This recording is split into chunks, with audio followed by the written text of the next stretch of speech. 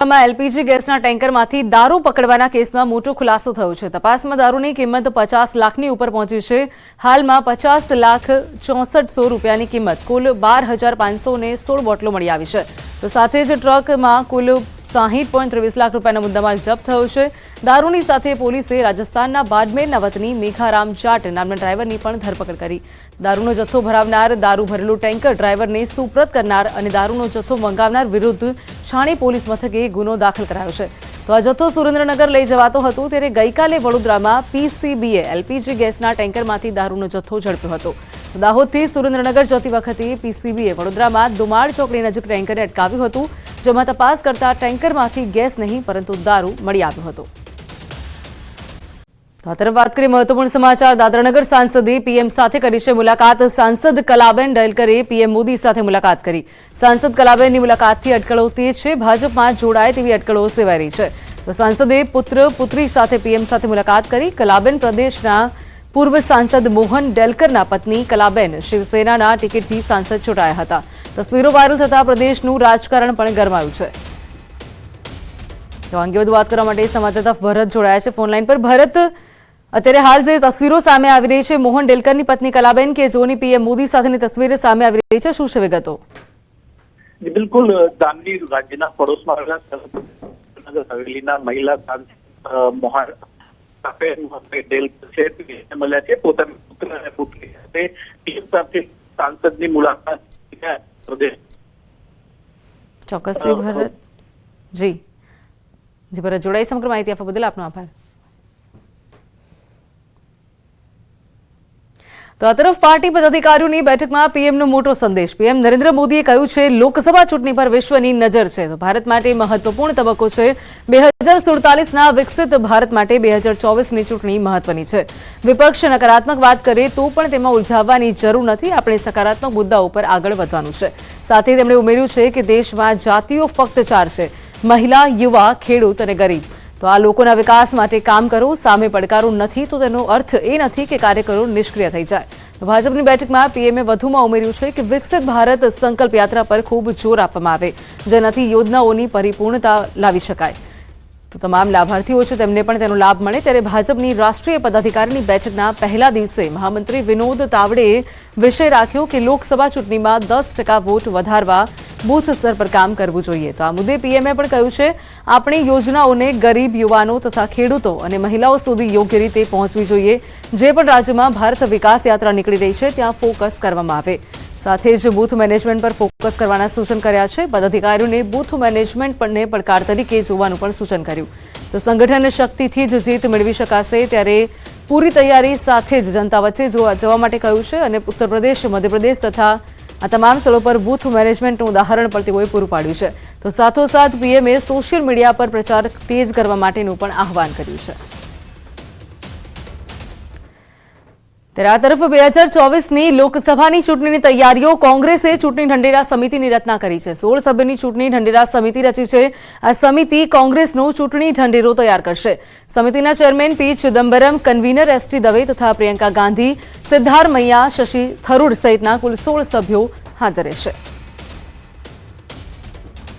બીજી બાજુ સુરતના માંગરોળના કુવારદા ગ્રામ પંચાયતમાં સરપંચ વિરુદ્ધ ડેપ્યુટી સરપંચે ભ્રષ્ટાચારનો આરોપ લગાવ્યો છે। ત્યારે ડેપ્યુટી સરપંચે તલાટી અને સરપંચ સાથે મળીને કોઈપણ કાર્યોનો હિસાબ ન અપાતા હોવાનું જણાવ્યું।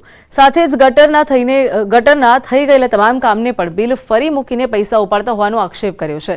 આ સમગ્ર મામલે ડેપ્યુટી સરપંચે અવિશ્વાસની દરખાસ્ત દાખલ કરી છે, જેને લઈને તમામ પ્રક્રિયા પંચાયત સભ્યો દ્વારા પૂર્ણ કરવામાં આવી। તો આ સમગ્ર મામલે સરપંચે ડેપ્યુટી સરપંચના આરોપને નકાર્યા છે।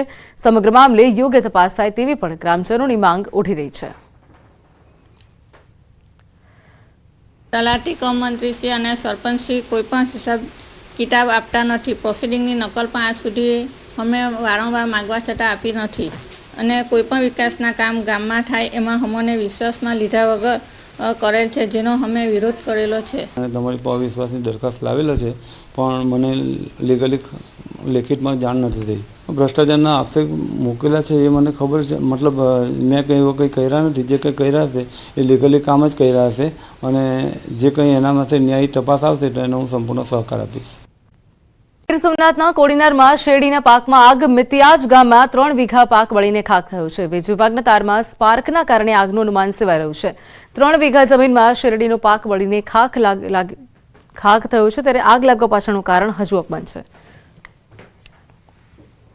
તો શેરડીના ખેતરની અંદર આગ લાગ્યો છે. 3 વીઘા જમીનમાં શેરડીનો પાક બળીને ખાખ થયો છે, ત્યારે વીજ તારમાં સ્પાર્ક થવાના કારણે આગ લાગ્યા હોવાનું અનુમાન સેવાઈ રહ્યું છે.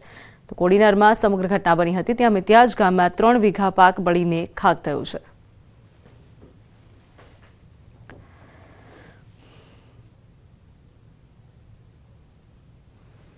તો આ તરફ વાત કરીએ મહત્વપૂર્ણ સમાચાર. દાદરાનગર સાંસદે પીએમ સાથે કરી છે મુલાકાત. સાંસદ કલાબેન ડેલકરે પીએમ મોદી સાથે મુલાકાત કરી. સાંસદ કલાબેનની મુલાકાતથી અટકળો તેજ છે. ભાજપમાં જોડાય તેવી અટકળો સેવાઈ રહી છે. તો સાંસદે પુત્ર પુત્રી સાથે પીએમ સાથે મુલાકાત કરી. કલાબેન પ્રદેશના પૂર્વ સાંસદ મોહન ડેલકરના પત્ની કલાબેન શિવસેનાના ટિકિટથી સાંસદ ચૂંટાયા હતા. તસવીરો વાયરલ થતા પ્રદેશનું રાજકારણ પણ ગરમાયું છે. તો અંગે વધુ વાત કરવા માટે સંવાદદાતા ભરત જોડાયા છે ફોનલાઈન પર. ભરત, અત્યારે હાલ જે તસવીરો સામે આવી રહી છે મોહન ડેલકરની પત્ની કલાબેન કે જેઓની પીએમ મોદી સાથેની તસવીર સામે આવી રહી છે, શું છે વિગતો? બિલકુલ, દાંડી રાજ્યના પડોશમાં આવેલા હવેલીના મહિલા સાંસદ મોહન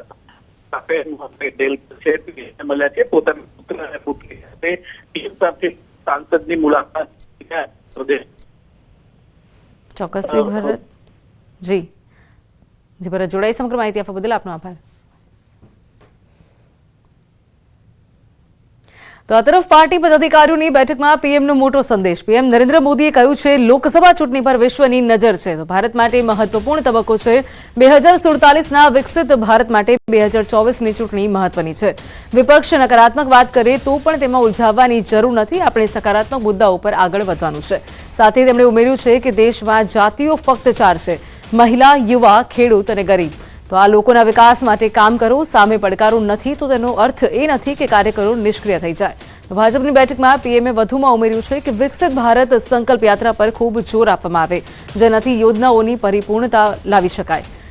તો તમામ લાભાર્થીઓ છે તેમને પણ તેનો લાભ મળે. ત્યારે ભાજપની રાષ્ટ્રીય પદાધિકારીની બેઠકના પહેલા દિવસે મહામંત્રી વિનોદ તાવડેએ વિષય રાખ્યો કે લોકસભા ચૂંટણીમાં 10% વોટ વધારવા બૂથ સ્તર પર કામ કરવું જોઈએ. તો આ મુદ્દે પીએમએ પણ કહ્યું છે આપણી યોજનાઓને ગરીબ, યુવાનો તથા ખેડૂતો અને મહિલાઓ સુધી યોગ્ય રીતે પહોંચવી જોઈએ. જે પણ રાજ્યમાં ભારત વિકાસ યાત્રા નીકળી રહી છે ત્યાં ફોકસ કરવામાં આવે. સાથે જ બૂથ મેનેજમેન્ટ પર ફોકસ કરવાના સૂચન કર્યા છે. પદાધિકારીઓને બૂથ મેનેજમેન્ટ પરને પડકાર તરીકે જોવાનું પણ સૂચન કર્યું.